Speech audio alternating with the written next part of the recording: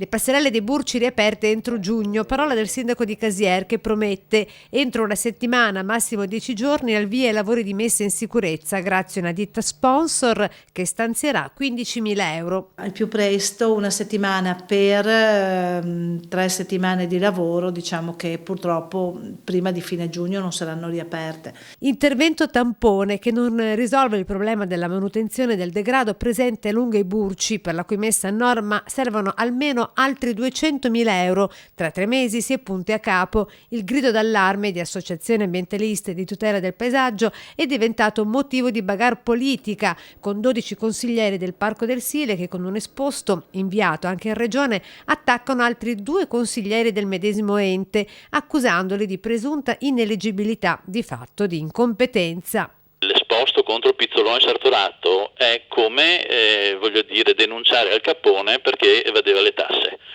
Adesso che si arrangino, qui c'è un'accusa molto grave di incapacità, incompetenza, inadeguatezza a gestire un ente parco. Accuse al vetriolo che rispedisce al mittente uno dei 2 consiglieri denunciati. Vedo anche ad esempio esponenti del comune di Casale che evidentemente forse sono dimentichi che oggi come oggi, se a Casale non si è costruita una discarica o è ancora in attesa delle competenti autorizzazioni, è perché ci siamo dati da fare affinché anche la regione ponga dei finanziamenti per un contributo, per uno studio. Se questo dovesse portare o voleva portare ad una mie